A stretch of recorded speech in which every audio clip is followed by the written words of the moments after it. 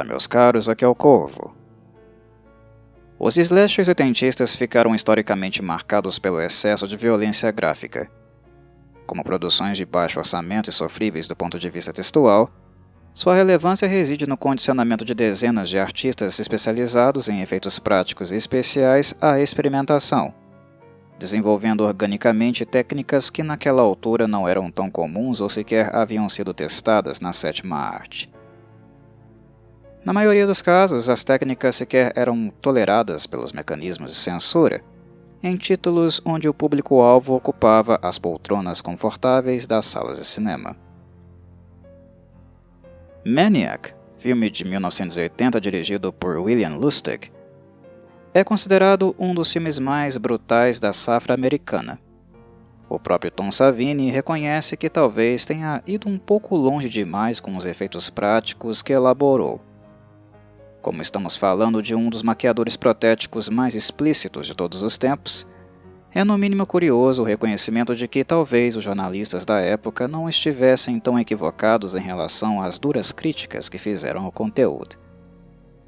É importante lembrar que o ano é 1980, e trabalhos como Friday the 13th e Maniac, ambos de Savini, ainda não eram comuns para o público mainstream. Dito isso, naquela altura já eram incontáveis os filmes de exploitation, que quebravam todos os limites impostos pela moral e bons costumes. Porém, verdade seja dita, estes filmes não eram exibidos em salas tradicionais. Não é por acaso que Maniac foi censurado até mesmo pelo Los Angeles Times, jornal que se recusou a anunciar qualquer conteúdo relativo a este, até mesmo o pôster, que, convenhamos, de fato não é o tipo de arte que poderia ser anexada em lugares públicos da sociedade da época. Tom Savini chocou toda uma geração, assustando inclusive a si mesmo no processo. Em Maniac, o maquiador protético chegou ao ponto de até matar a si, já que também atuou e foi vítima de Frank Zito, o serial killer interpretado por Joe Spinell.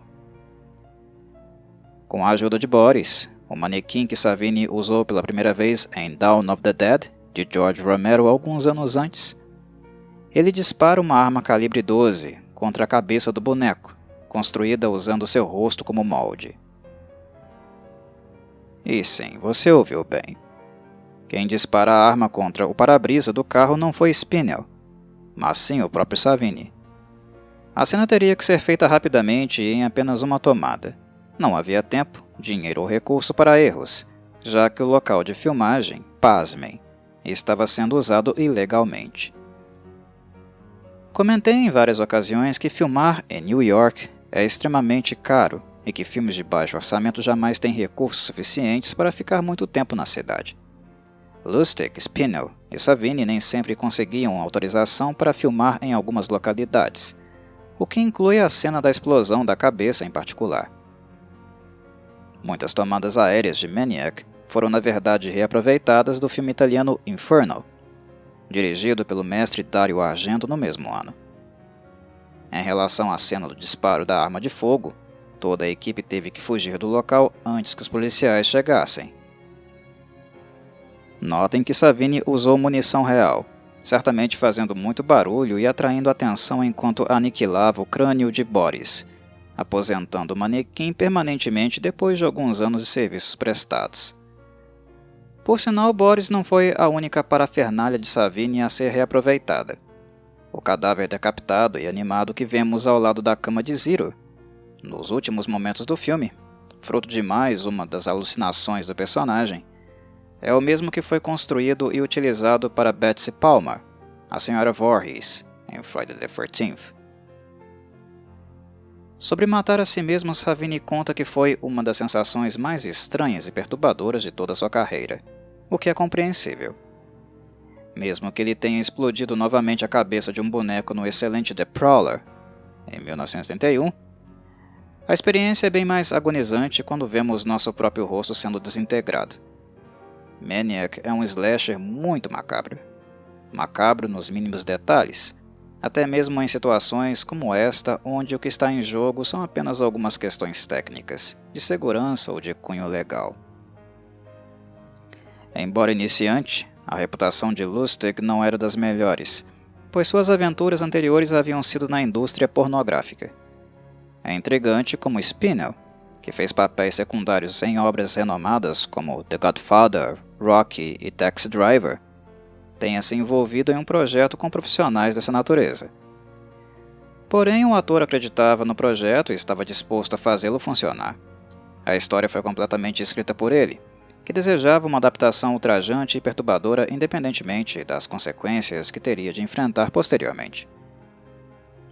É importante lembrar que filmes são capazes de destruir carreiras e reputações, mas Spinell, que morreria aos 52 anos em janeiro de 89, parecia não estar muito preocupado com isso, contrariando a opinião do status quo assertivamente, já que Maniac se tornou um cult classic. Uma manobra deveras esperta foi arquitetada para o filme no âmbito da inserção deste no mercado. A película, propositalmente, não foi disponibilizada para receber uma classificação da MPAA, filmando em locais sem autorização, solicitando a Savini níveis de gore altíssimos e contratando atrizes pornográficas para atuar na maioria dos papéis femininos, evitando assim custos com profissionais do cinema tradicional. Lustig e Spinell estavam convictos de que Maniac receberia uma classificação indicativa X, apesar do filme não conter nenhuma cena de sexo. A ausência de uma classificação foi suficiente para driblar a MPAA, já que na época os filmes não classificados tinham mais chances de chegar às salas de cinema do que filmes com classificação. Os não classificados não eram necessariamente barrados, um erro crasso no sistema de controle da época. Maniac não encontrou muitos problemas para chegar até as salas, ultrajando puritanos e conservadores de todos os tipos e setores. A cada cinéfilo que voltava para casa perturbado, graças às cenas explícitas de violência e à ambientação densa do filme, o marketing negativo dos analistas atraía mais o interesse. Era mais um episódio de "fale bem ou fale mal, mas fale de mim". A princípio, o orçamento total disponível para o filme era de $48 mil, sendo 6 mil investidos por Spinell, 12 mil por Andrew Garrone e 30 mil por Lustig, que havia arrecadado dirigindo seus filmes adultos. Com tal quantia, convenhamos, era praticamente impossível fazer qualquer coisa. Porém, ela foi suficiente para ser aplicada em um mercado de ações, que elevou o valor para 135 mil em pouco tempo. Foi apenas quando o produtor britânico Jude Hamilton colaborou com $200 mil adicionais, acreditando no potencial financeiro dos slashers, que Maniac se tornou mais viável. Entretanto, Hamilton só investiu com a condição de que sua então esposa, a atriz, modelo e cantora Caroline Munro, conhecida por atuar em clássicos como The Abominable Dr. Phoebs, The Golden Voyage of Simba e The Spy Who Loved Me, fosse escalada como a garota final. Proposta que não encontrou resistência, pois Lustig e Spinell precisavam do dinheiro. Caroline Munro tinha um currículo mais do que atrativo, e a primeira escolha para o papel principal, a italiana Daria Nicolodi, estava ocupada com seu marido Dario Argento e Mario Bava, gravando o já mencionado Inferno.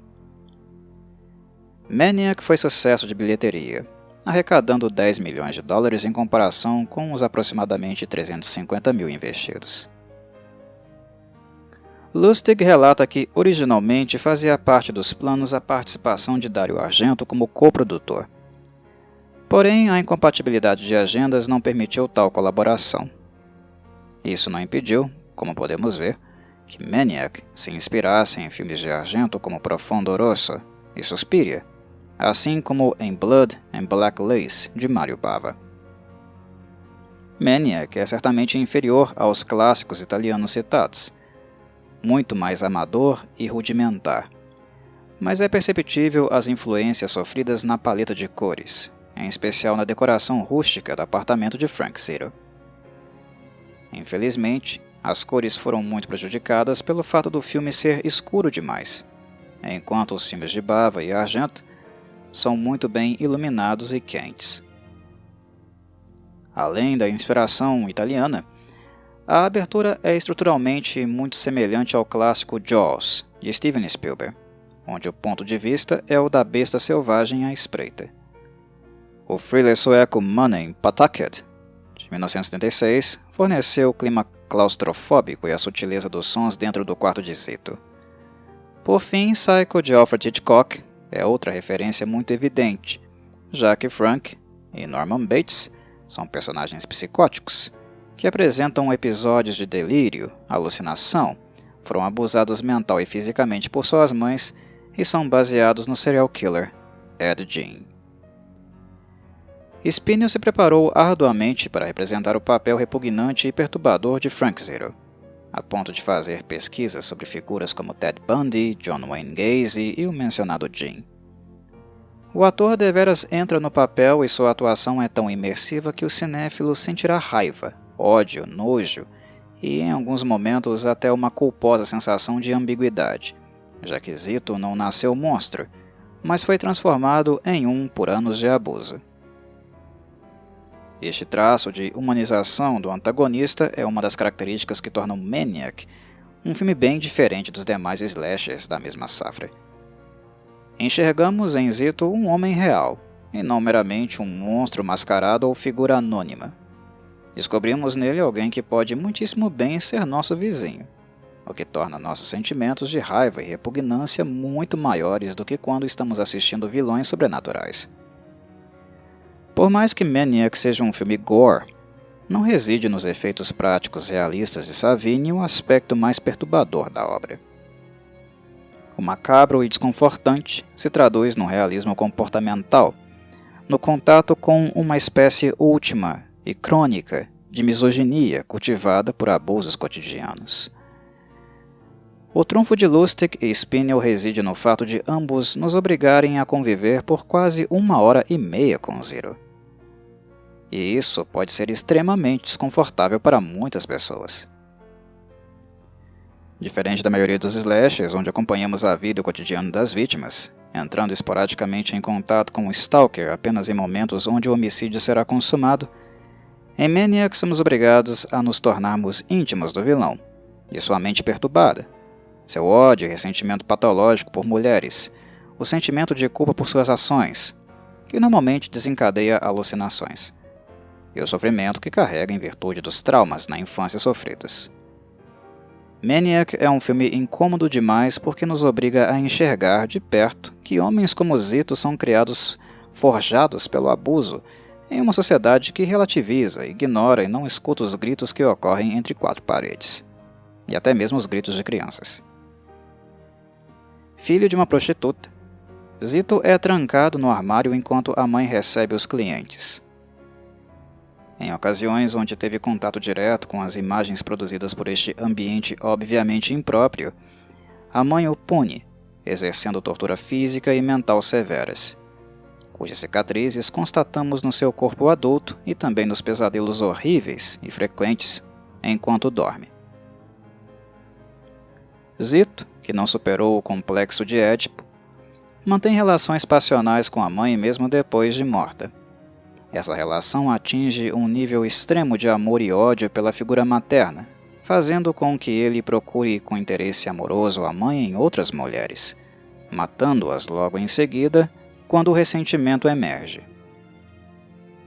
Ele as escalpela, anexando o couro capilar e suas roupas em manequins, as preservando em seu quarto para que elas nunca o abandonem ou traiam, refletindo a relação doentia que tinha com a mãe.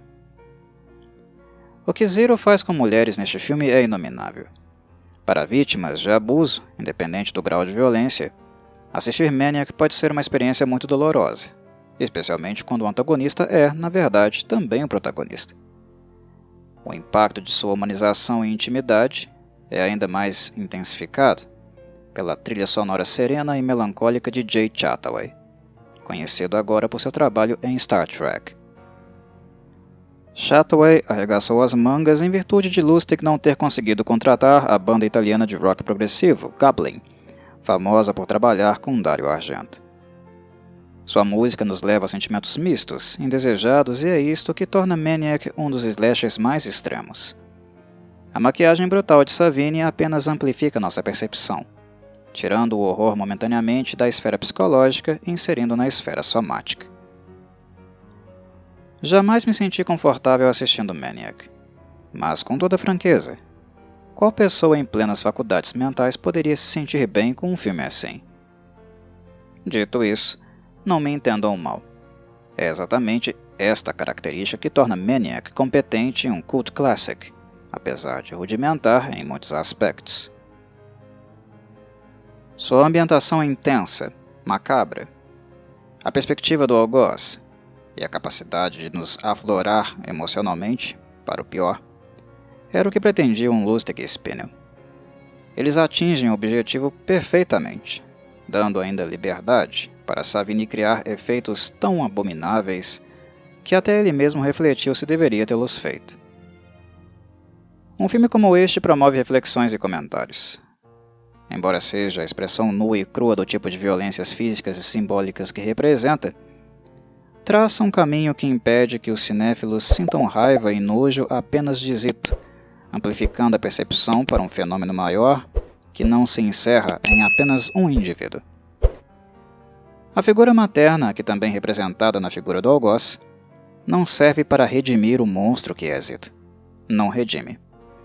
Mas é interessante para demonstrar que a problemática é muito mais perturbadora, complexa, e que a misoginia não é produzida por apenas um gênero, embora o masculino seja protagonista deste mal e da sua propagação em nosso modelo patriarcal de sociedade. O fato de não nos colocar em uma zona de conforto foi suficiente para o cinema francês e um ator como Elijah Wood, de fama e reconhecimento mundial, graças ao personagem Frodo, da trilogia Lord of the Rings, se interessassem em produzir o remake lançado em 2012. Maniac é capaz de produzir comentários elaborados, embora o roteiro de Spinell seja simples.